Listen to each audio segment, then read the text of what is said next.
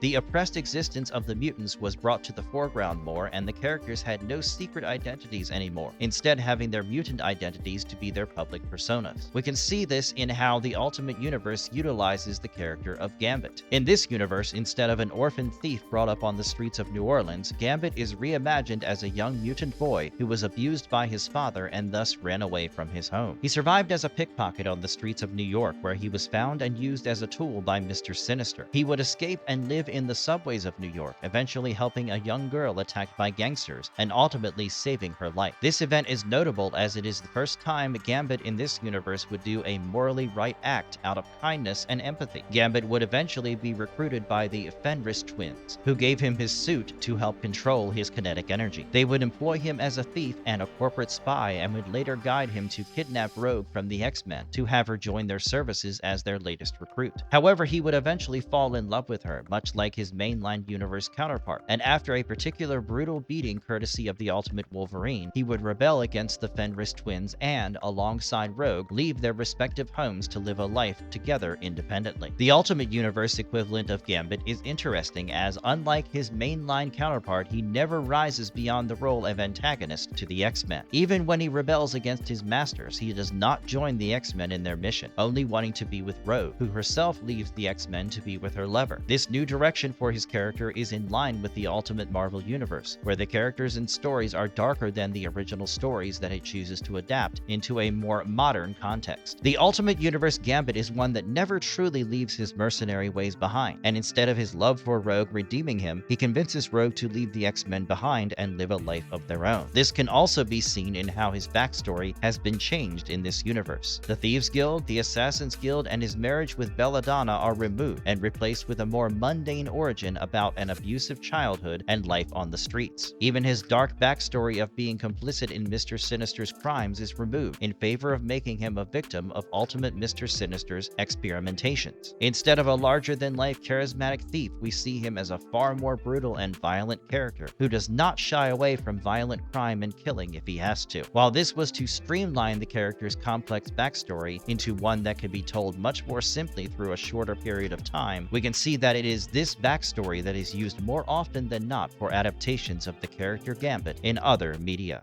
How was Gambit introduced in animation? In the 90s, the most famous adaptation of a Marvel comic was X-Men the Animated Series, and Gambit was present from Season 1 itself as a member. However, as he was still a new member both in the series and in the comics, he was still a bit mysterious, with no past or backstory given to him. The series itself eventually showed one version of Gambit's origin story in a kind of adaptation of Howard Mackey's 1993 Gambit miniseries. In the episode Externally Yours, we see Gambit abruptly leave the mansion to head back to New Orleans to save the life of Bobby Lebeau, his adoptive brother. It is revealed that Bobby had been chosen to deliver the tithe for the Thieves Guild to their benefactor, here known as the External, based on Kandra the External. Belladonna Boudreaux, the daughter of the head of the Assassins Guild, is revealed to be chosen to deliver the tithe for the Assassins Guild. Gambit and the X-Men soon realize the deceit of the Assassins Guild, who plan on swapping Bobby's tithe for a fake one so that the External wipes out the Thieves Guild. In a flashback, it is revealed that it was Remy's own tardiness in delivering the tithe that got the Thieves Guild punished by the External, as well as resulting in Bobby and Belladonna being chosen as the tithe deliverers for their respective guilds. It is also revealed that Remy was Belladonna's fiancé, only to jilt her and leave her at the altar before leaving New Orleans permanently. It is revealed that Belladonna herself is behind the recent troubles the Thieves Guild faces, including having Bobby set up to deliver a fake tithe, all to lure Gambit back back to New Orleans for revenge. Belladonna marries Gambit with a ring that causes immense pain to whoever wears it, and almost succeeds in manipulating the external in annihilating the Thieves Guild. Even the other X-Men who followed Remy find themselves unable to defeat the might of the external. It is only when Jean Grey, in her desperation, allows the external to view her memories that the external realizes the deceit of Belladonna and offers to punish her however the Thieves Guild wishes. Despite Bobby's desire to kill and destroy everyone in the Assassin's Guild, Gambit, tired of the violence and petty rivalry of the two guilds, asks that Belladonna's mutant powers be stripped from her. As he prepares to leave New Orleans once more, he confronts Belladonna, stating that he has left behind his life as a thief and now lives as an X-Man, serving the greater good. The episode ends with Gambit and Rogue sharing a tender moment, bonding over all that has happened. Though the story is similar to the miniseries, having been developed at roughly the same time the comic was coming out, it is the way the story is changed in the animated series that is interesting to look at. The animated series completely changed the way Belladonna is portrayed, from someone who is an innocent victim of Gambit's choices to someone who is more vengeful and villainous in their actions against Gambit. It also reframes the ending of the comic, where instead of Gambit alienating his lover Rogue after she realizes he still has feelings for Belladonna, Gambit unambiguously leaves Belladonna and is confronted by Rogue after the fact. Instead of leaving Gambit in an ambiguous place, alone and melancholic, the animated episode used it as a way to allow both the team and the audience at home to grow closer to him, making him closer with the X-Men team as a result. The animated series would also come to be one of the rare instances where Gambit's history with the Thieves Guild and the Assassins Guild and the Tithe would all be properly portrayed in an adaptation.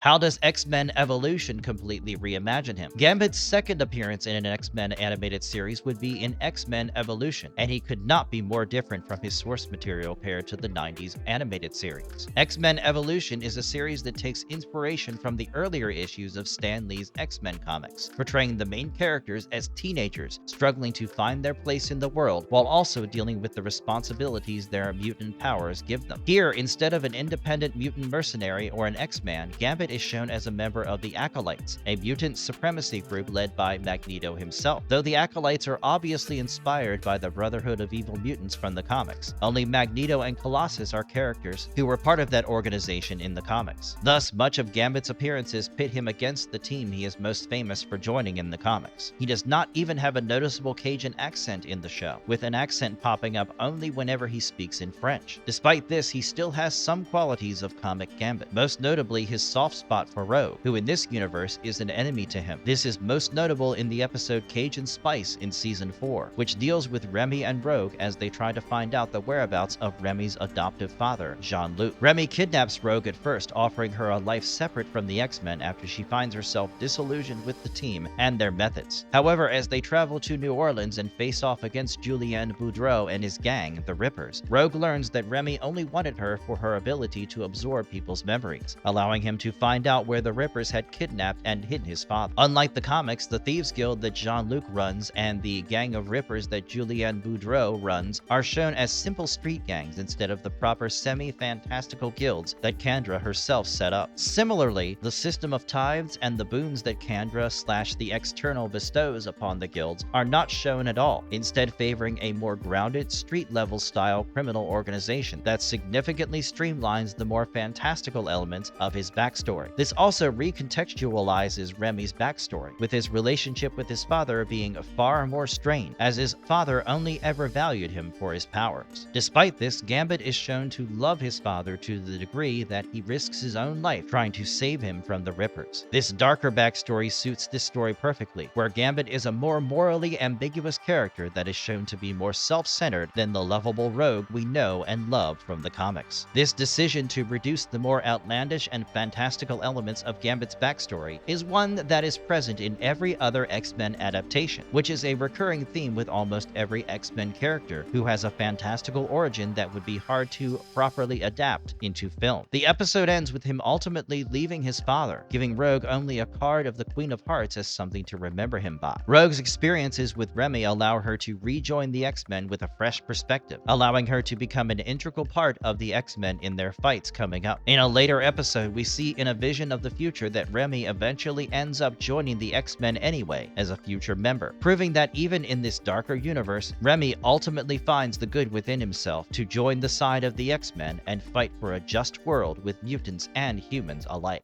How was Gambit handled in live action? Gambit fans were excited and then disappointed when they finally saw what was to be the first live action portrayal of Gambit in 2009's X-Men Origins Wolverine. Having no relation to the series of comic books with the same name, the movie aimed to be an origin story for the version of Wolverine seen in the Fox Studios series of X-Men films, played by Hugh Jackman. In the movie, Wolverine's quest for revenge against Colonel Stryker and his brother Sabretooth leads him to the mysterious mutant Gambit, the only mutant to escape from Stryker's island, where he keeps his experiments. Gambit's introduction mirrors that of his first comic appearance, where he appears as a con man thief who joins the story to support a mainline X-Man on their quest. No origin story is alluded to for this character, as he exists only as a plot point and fan service for the audience. Despite the character's popularity, this appearance would be the only time Gambit would be mentioned in a Fox-produced X-Men movie. His costume is also dropped in favor of more regular streetwear-styled clothing, and Taylor Kitsch's portrayal of Gambit also reduces his Cajun accent to something barely noticeable, a decision most likely taken to have the character taken more seriously in a film adaptation, though it does make him less unique and memorable. Despite this, his other elements, including his usage of playing cards and his bow staff, are all present and incorporated into his fight scene with Wolverine, which is predicated on a misunderstanding that Wolverine was there to drag Remy back to his prison under orders from Colonel Stryker. When he finds out Wolverine's true intentions, he is more than happy to help Wolverine in his quest to take revenge on Stryker and his Weapon X project. Despite his limited screen time, we get a relatively faithful adaptation of Gambit as a character, especially compared to other, more reviled adaptations of X-Men characters like Deadpool. Ultimately, Gambit's first appearance in a live-action film does justice to the concept of the card-wielding, cool, and charismatic thief, even if his more complex storylines and character traits are not explored. This makes it that much more of a missed opportunity that the Fox series does not revisit this character, even in the new timeline established after X-Men Days of Future Past.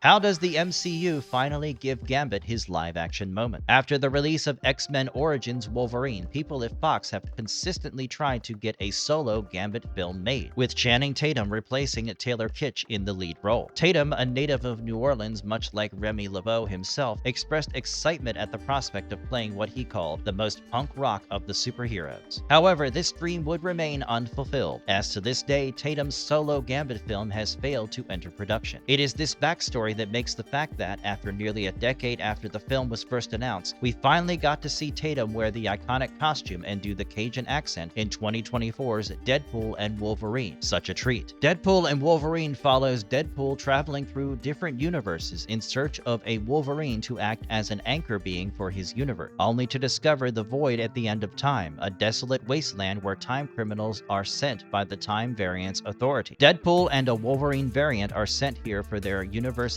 shenanigans, only to meet other Marvel characters from other non-canon films, and band together to find their own place to live in the Marvel Cinematic Universe. The film acts as a bridge between Fox's universe of mutants and the larger Marvel Cinematic Universe. Thus, we see characters who received films independent of the MCU, like Wesley Snipes' Blade and Chris Evans' Johnny Storm Human Torch, all involved in the story. Gambit's presence in the film is thus a deliberate in-joke, with the Deadpool series often poking fun at the inconsistencies within the Fox X-Men franchise. The Deadpool films are no strangers to mocking previous Fox movies, even insulting X-Men Origins Wolverine for their reviled take on Deadpool, which also starred Ryan Reynolds. Gambit's line that maybe he was born here, when asked how they all got here, is a deliberate reference to the fact that, unlike the other characters, Channing Tatum's Gambit was never given a film from which the TVA could have sent him to the Void. The version of Gambit that Wolverine and Deadpool meet in the Void is by far the most accurate version of Gambit that has been adapted to the big screen until now. He wears an almost exact replica of his comic costume and even speaks with the heavy Cajun accent that characterized him in his first appearance in the Uncanny X-Men number 266. This is a privilege granted by Deadpool and Wolverine's existence as a genre parody that also happens to be a major crossover movie for both Fox and Marvel universes. Unlike previous adaptations which attempted to ground the character to some form of reality, insanity, the deliberate wackiness of Deadpool itself allows Gambit to finally be shown and portrayed exactly the kind of larger-than-life character he really is in the comics. Casting Channing Tatum instead of Taylor Kitsch, who actually played the character in X-Men Origins Wolverine, is a deliberate signal that the wackier side of comic book characters, which up until now were considered unadaptable, are now not only allowed but encouraged in the universe Marvel is creating. Tatum used his Cajun upbringing to create a believable accent for Gambit, and worked together to create the comic-accurate costume he wears as well. His passion for the character is what allowed him to play him nearly a decade after his project was announced, and it is seen in the film. Now that Channing Tatum has confirmed to return for Avengers Doomsday, we might be able to see more of Gambit on the big screen in the Marvel Cinematic Universe. With the X-Men now also confirmed to join the Marvel Cinematic Universe as well, perhaps we might actually get an adaptation of Gambit and the X-Men, just as larger-than-life, complex, and interesting as he is in the comics. Remy Lebeau is just one of a larger roster of mutant characters that populate the X-Men line of comics, but still manages to have a complex backstory as well as a compelling relationship with the rest of the cast of the X-Men as well. This was the ultimate goal of Chris Claremont and future X-Men writers, who all wrote about different characters joining different teams under the umbrella of the X-Men. Each character shows their own perspective on what it means to be a mutant in a world that hates them, with Gambit's story focusing on how his relationships with the other X-Men, particularly Rogue, help ground him and keep him a moral person. What makes the X-Men such a special comic book is how it takes characters like Gambit, who is introduced with no backstory or motivations, and gives them a complicated, nuanced history, as well as a relationship with other characters within the team.